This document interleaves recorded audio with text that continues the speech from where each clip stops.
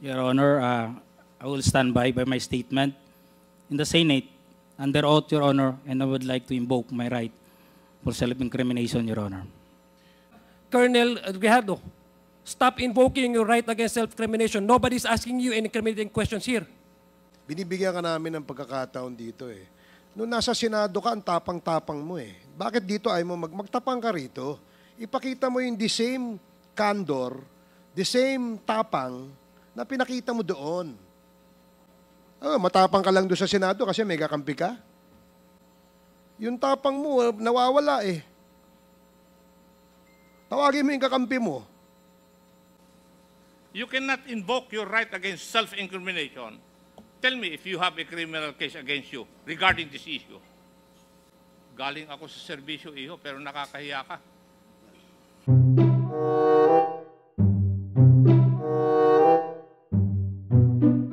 Yes, DSJJ. Congressman Adyong, okay lang. This will be very short lang. Mr. Chairman, I just want to ask for clarification.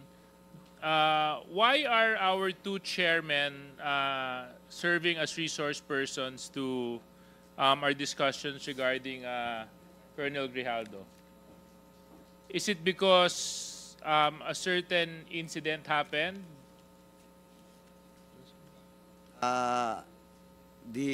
Both Chairman Abante and Chairman Dan Fernandez voluntarily volunteers to be a resource person with regards to the incident that happens allegedly as alleged by Magsisinungaling at pawang katot.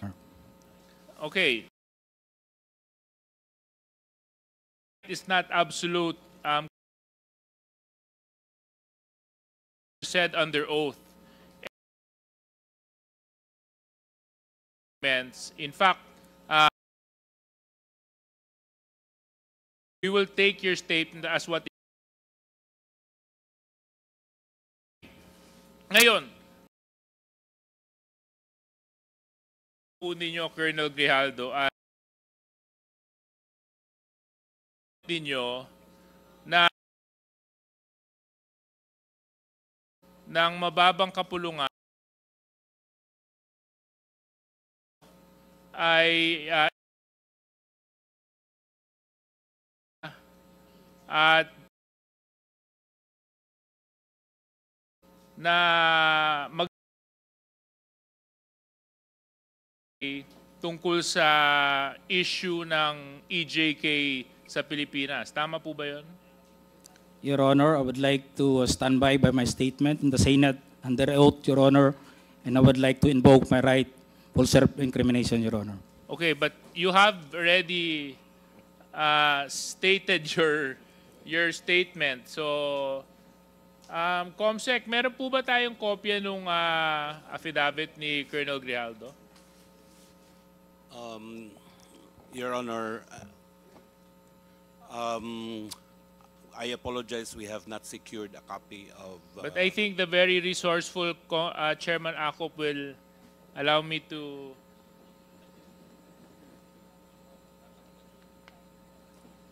Thank you very much. So, anyway, Colonel Grijaldo, meron po akong kopya ng affidavit nyo. At ito naman po, pinaninindigan po ninyo. Tama po? Yes, Your Honor. Okay. Maraming salamat. Dito po sa number 7 ng inyong sinumpang salaysay, sinabi po ninyo dito, when I entered the end room, I saw two lawyers of Colonel Garma standing inside the room. One of the lawyers approached me and then asked me what we were going to talk about. And I said that I do not know. Number 8, after a while, Congressman Dan Fernandez entered the room and he asked me to sit beside him on the right side. Then Congressman Abante entered the room and sat on the far end chair on my right. One of the lawyers of Colonel Garma stood at my back. Your Honor, I would stand by my statement Okay, in the so Senate I would under oath, Your Honor, and I invoke my right for self-incrimination, Your Honor. Point of order, Mr. Chairman. Point of order.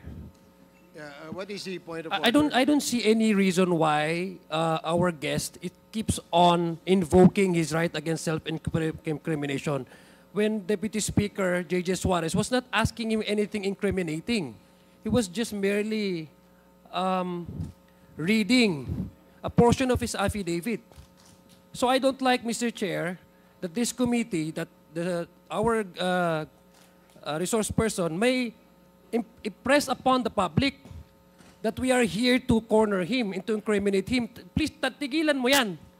Hindi naman, Mr. Chair, it's not right to invoking self-incrimination when in fact DSJJ is not asking you any questions but merely reading his affidavit. Baka naman ng message na pinapakita, Mr. Chairman, sa publiko, inaanggulo natin siya dito. I'm sorry, Mr. Chair, but I have to manifest this. I think his invitation to the Senate was to discuss about EJK and illegal drugs. And nowhere in his affidavit did he mention anything about illegal drugs and EJK. He did not share any inputs or his knowledge on illegal drugs. His participation in that Senate inquiry was merely to besmirch the reputation of some of the chairmen here. And as a result, attempting to degrade the integrity of the Quadcom. So please, I hate to admonish men in uniform. I have the highest respect for our policemen. But please, Colonel Grijaldo, stop invoking your right against self-incrimination. Nobody's asking you any incriminating questions here. Mr. Chair. And Mr. Chairman, along the line of Congressman Adjong, I don't think it's incriminating because number one, sinumpang salaysay niya po ito eh. Pirmado niya po ito eh. So how can he incriminate himself when he actually signed this affidavit? And this is a public document, Mr. Chair. So if our resource person is invoking this right to self-incrimination, I think that is out of order. Okay. I'd like to remind the resource person that the questions being asked of you are the statements you made in your affidavit. And the questions that DSJJ is asking is whether you confirm those statements that you stipulated in your affidavit.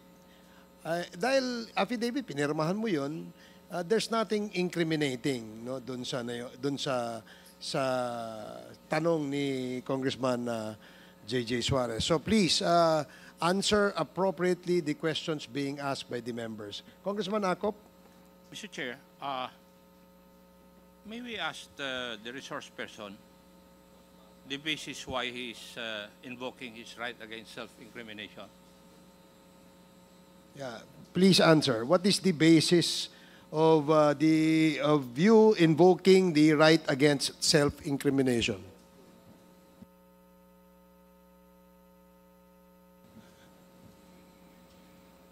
Police colonel ka, investigador ka dati. You know the basic rudiments of investigation. Alam mo dapat kung kailan i-invoke yung right against self-incrimination. Di po ba? Kasi nagko-conduct ka ng investigation eh. Now, may I know your legal basis why you are invoking your right against self-incrimination?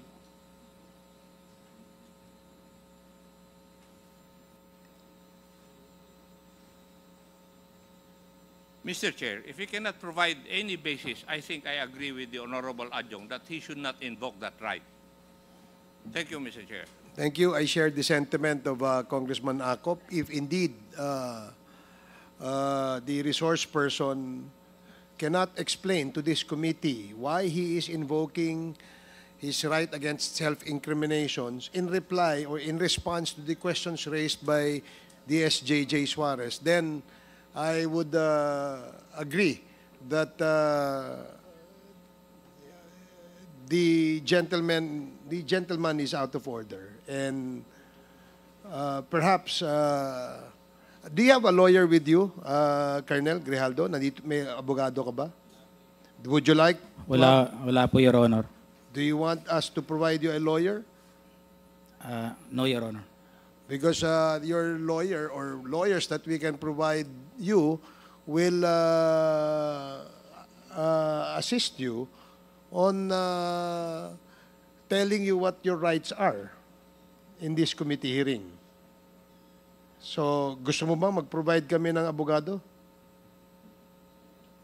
No, Your Honor. So, you will answer and reply to the questions of the members. Now, DSJJ, Yes, are you... Mr. Chair, maybe another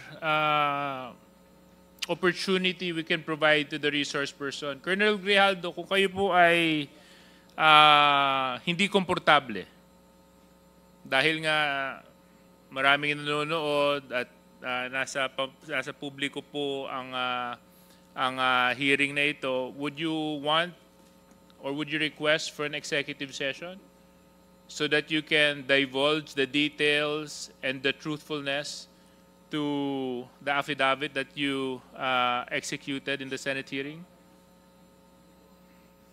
No, Your Honor. Okay, so therefore we can proceed, Mr. Chair. Please proceed. So, Colonel Grijaldo, matanong ko lang po, ano po ang nag-udyok sa'yo para i-execute tong affidavit na ito? Just I have said, Your Honor,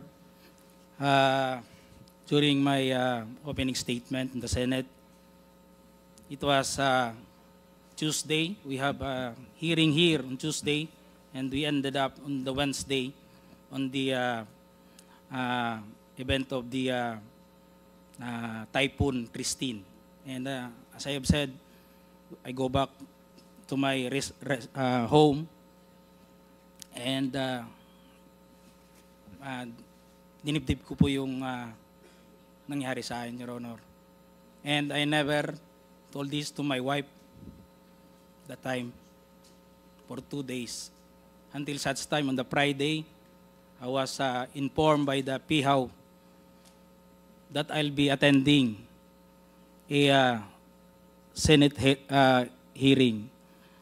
So, naisabi ko dun sa asawa ko, Your Honor. And nag-a-argue pa kami kasi ayaw niya. Ako kasi gusto ko na may sabi. And sabi ko, we have to go on a Sunday Mass, and we need wisdom for this para mabigyan din tayo ng lakas ng loob para ma-resolve natin sa tayo kasi tayo nag-aaway. Nagkakaproblema. Hindi na rin kami nag-aano nun eh. So on the Sunday, it was on the gospel. Sabi ko, pakinggan natin kung ano man yung masabi ng gospel sa atin that day. And it was a great enlightenment and a wisdom na binigay sa akin, Your Honor. The gospel said that it's not all about the crown, but it is about the cross. It is not about the honor, but it's about the sacrifice. It's not being the first, but being the last. It's not being the great, but being the servant. Sabi ko sa asawa ko, bakit naibigay sa atin to? We have to, and to sum up that, Your Honor, ang sinabi nung pare, sabi niya, it's not about the experience.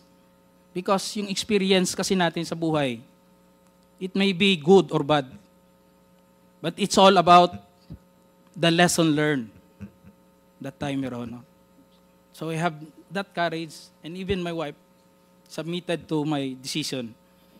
And on the next day, pumunta na po ako yun. Nandun po yun, nag-narrate, ginawa ko po yun, sinulat ko po yun. And it was on that mass that time that it is a Sunday for the PDLs. It was a Sunday for PDLs. Sabi ng pare, we have to give dun sa mga brothers natin na nakukulong. Hindi ko nga akalain na I would be the one also to experience that nung sinabi ng pare. So, that's all, Your Honor. That is all that happened, Your Honor.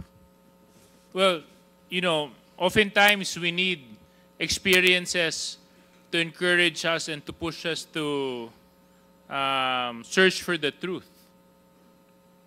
So I hope this hearing is one of those experiences for you, Colonel Grijaldo. Dahil ang layunin lang naman po natin dito ay hanapin gaano man kahirap ang katotohanan. Yun lang naman po ang hangarin natin. Wala nang iba. At kaya nga po yung dalawa po nating kinatawan na binanggit mo sa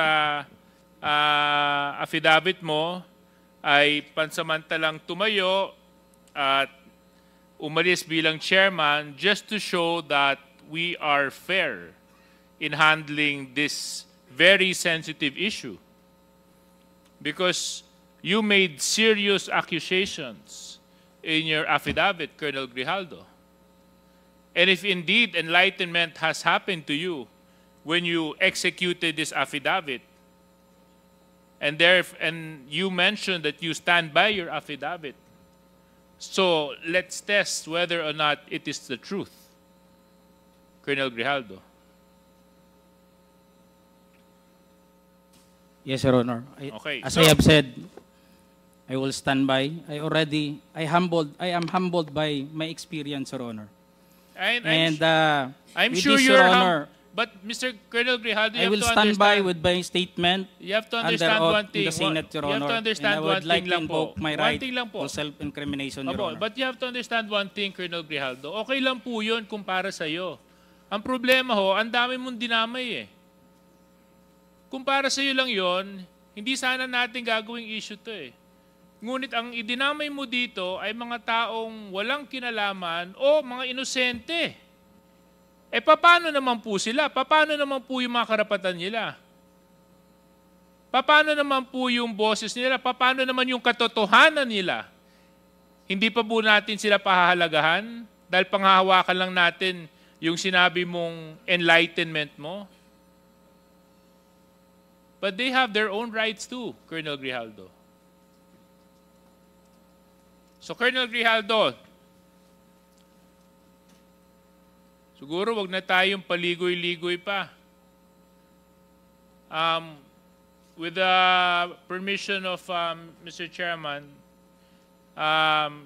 Colonel Grijaldo, you made some serious accusations here. In fact, so serious that it was even carried by our media news for almost a week, 2 weeks.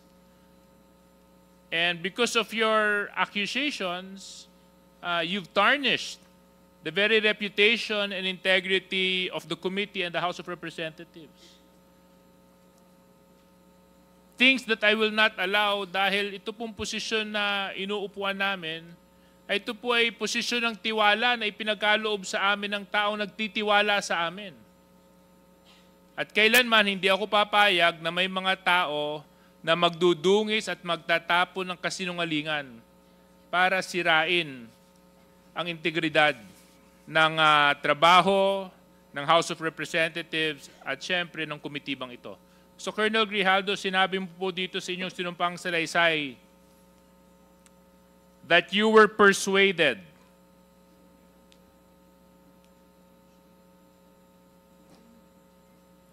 Your Honor, and you said,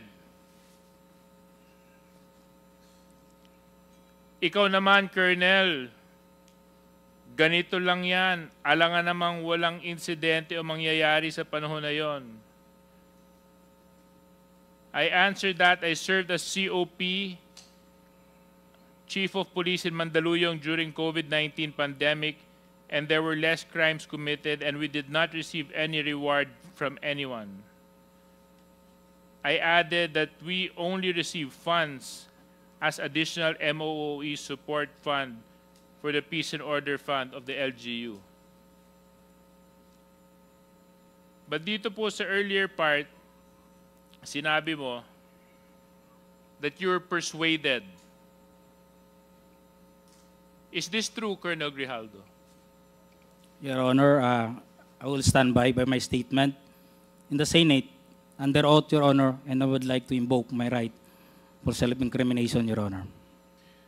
That is out of order. Let it be of record that the statement made by this resource person is out of order. Please continue, Congressman Suarez. Number 17, sinabi nyo dito, I then respectfully told Congressman Dan Fernandez that anyone can debunk my statement if I confirm the testimony of Colonel Garma about DDS in 1999. Since I was not a member of the PNP at that time and I have no knowledge as to the reward system, additionally, I said that the work of policemen are noble that requires great sacrifice even without reward or award. It is our moral obligation and a call of duty to serve our country and our people. If I may continue, Colonel Grijaldo. At sinabi mo, Congressman Dan asked me, Colonel Garma, anong masabi mo sa kanya tungkol kay Barayuga? I politely told him I cannot comment on the case when I respectfully answered him, Sir, mahirap yan. Kasama kami sa nag-iimbestiga at hindi ko alam kung anong kinalaman niya at may investigasyon din kami, baka ma-incriminate ako, sir. Tama po ba ito, Colonel Grijaldo? Your Honor, Yes or no lang po, ah. I will stand by my statement in the Senate under oath, Your Honor, and I would like to invoke Mr. my Chair, right again. for self-incrimination, Mr. Your Chair. Honor. Again, the resource person is out of order, Mr. and Chair. let it be of record that he is continuously disrespecting this committee by refusing to answer appropriately to the questions propounded by the member. Alam mo, Colonel, if I may, DSJJ, binibigyan ka namin ng pagkakataon dito eh. Noong nasa Senado ka, ang tapang-tapang mo eh. Bakit dito ay mo magtapang ka rito? Ipakita mo yung the same candor, the same tapang na pinakita mo doon. Di ba? Bakit hindi mo gawin yan dito ngayon? Nagtatago ka sa likod ng right against self-incrimination eh. Tinatanong sa'yo, relevant question. Matapang ka lang doon sa Senado kasi may kakampi ka. Dito ka magpakita ng tapang mo. Hindi yung nandoon ka lang. Alam mo, ang mahirap kasi sa'yo, gusto lang nating malaman ang katotohanan sa likod nito. Ang dami mo ng ginawa eh. Dinamay mo pa yung mga kasama na, hindi dahil sa kasama namin sila, kundi hindi tama ang nangyari at ginawa mo. You are trying to besmirch the reputation of this committee. Itong committee ito, hindi ito gawa-gawa lamang. Ito'y pinapayagan ng ating saligang batas. Ito'y pinapayagan at pinayagan ng 300 mahigit na membro ng Kongreso na kung saan ay merong mandato ng taong bayan. Kaya wag mong bastusin ito. Yung tapang mo, nawawala eh. Tawagin mo yung kakampi mo. Ang hirap, alam mo, Colonel, nag-imbento ka ng kwento. And then you speak about honor. And then you speak about the gospel of that was given to you by a priest. Talking about honor and which, alam mo ba kung bakit mayroong honor? Pag hindi ka sinungaling, may honor ka. As simple as that. You're a police officer and you should have kasi, yun ang dito eh. Anyway, DSJJ, you can continue. I totally understand the frustration of our chairman. In fact, it is the same place where I'm extracting my frustration from. No? Kasi nung Senate hearing, napanood ko yung binanggit mo, Colonel Grijaldo, at ako naman, araw-araw, hindi naman araw-araw, na tuwing magkakaroon ng Quadcom hearing, nandito ako. I make it a point I even come early. So, Colonel Grijaldo, you mentioned in your affidavit and even in the Senate hearing that you were coerced. Coerced by certain members of this committee. Totoo ba yun? Oo, hindi. Your Honor, I would like to invoke Oo, my rights. hindi. for It's a simple self-incrimination, yes or Your Honor. no.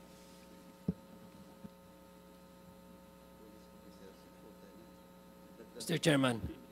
Yes or no? Yes or no? Yun lang po yun. Sabi mo, truth, di ba? Your Honor, Sabi I would mo, like to invoke my enlightenment, right di ba? to self-incrimination, Your Di ba Honor. sinabi mo, gospel truth, di ba? When you talk of God, there's only right and wrong. There's nothing in between. You want to talk about honor, Colonel Grijaldo? Kung gusto mo, Colonel Grijaldo, mag-usap tayo tungkol sa integridad ng isang tao, eh ang pagsabi ng katotohanan is the simplest way to show honor. Na hindi ka nagtatago at hindi ka nagsisinungaling. Kasi we're talking about serious issues here, Colonel Grijaldo. Isipin mo, mga EJK victims ang nandito. Libo-libong taong namatay nung panahon ng nakaraang administrasyon. Buhay ng Pilipino ang pinag-uusapan natin dito. So, Colonel Grijaldo, babalikan ko lang. Totoo ba? Oo, hindi. Na merong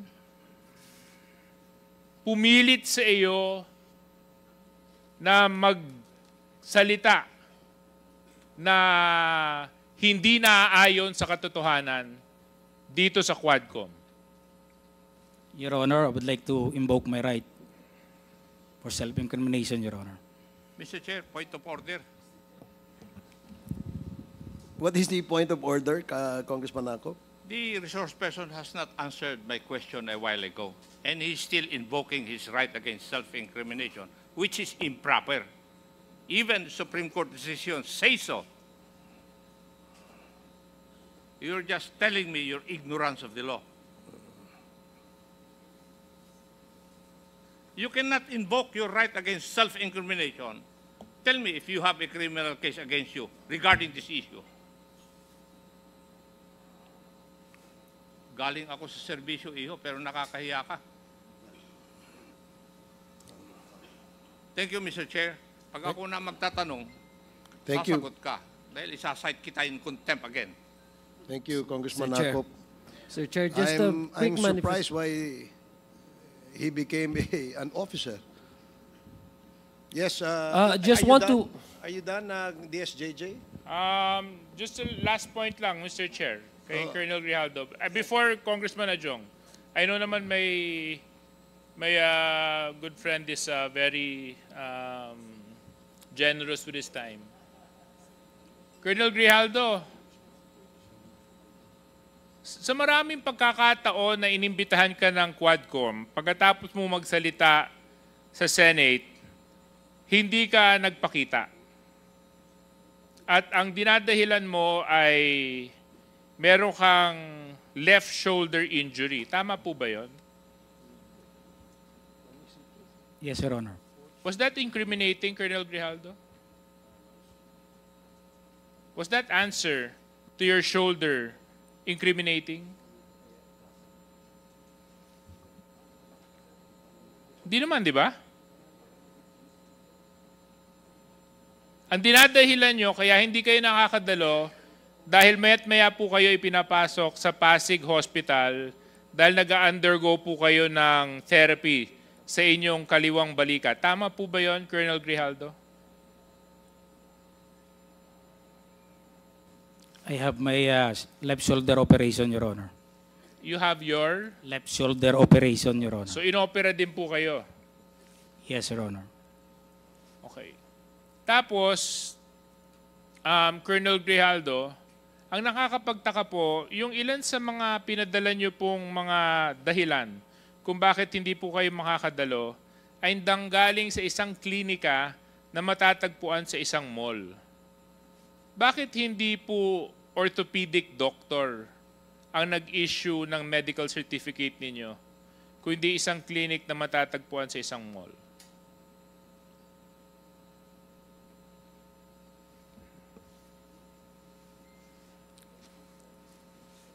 The doctor who operated me, Your Honor, is a professional, Your Honor. I'm not asking you whether or not your doctor is a professional. I hope he's a professional.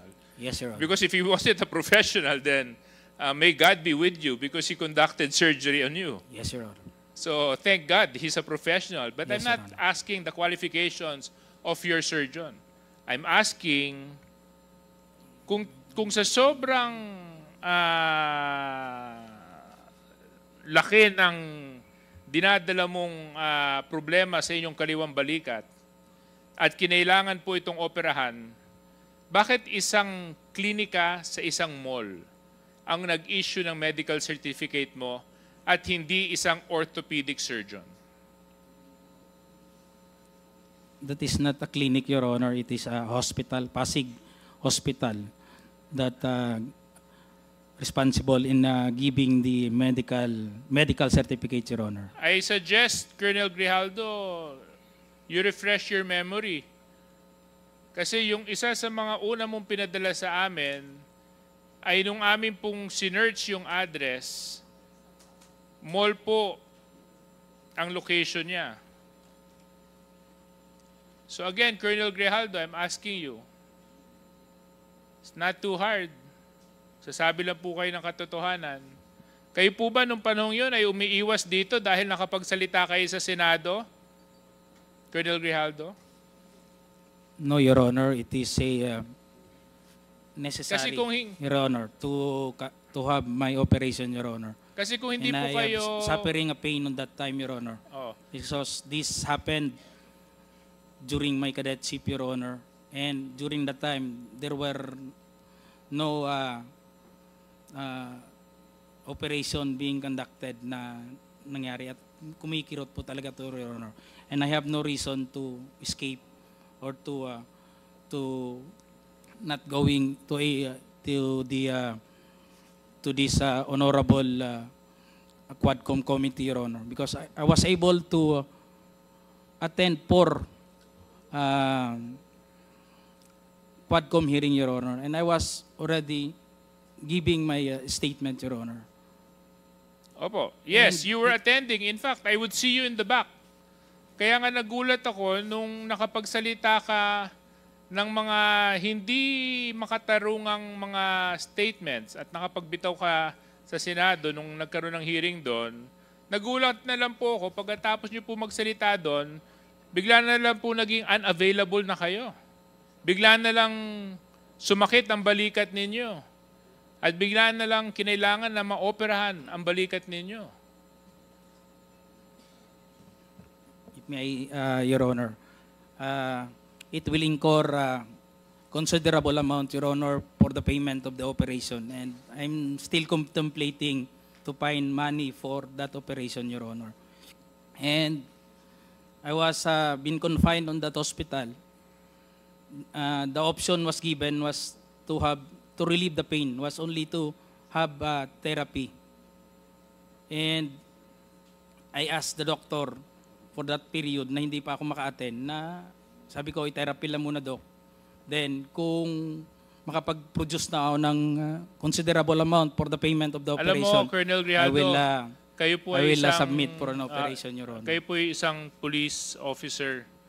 Kung nandito lang sana si Congressman P.M. Vargas, sasabihin niya po sa iyo, papakita niya yung 2 tornilyo niya sa balikat niya. At sinabi niya, pagkatapos po ng operahan siya at lagyan ng tornilyo sa balikat, kinabukasan nagtrabaho na po siya. Kaya yung sinasabi po ninyong konting dislocation at konting operation at naging dahilan para hindi po di po mag-attend sa mga Quadcom hearings, medyo nakakapagtaka po yun. So anyway, Mr. Chair, I would give my time and to the other interpellators, I would just like, Mr. Chair, to request na sana matapos na po natin itong topic ni Grijaldo and the two Kongs so that we can move forward with the other EJK issues. Because it's something that we need to resolve immediately so that we can benefit from the wisdom of Congressman Benny Abante as chairman and to whatever Congressman Dan Fernandez can contribute to Quadcom, Mr. Chair. Okay, thank you, Congressman Suarez.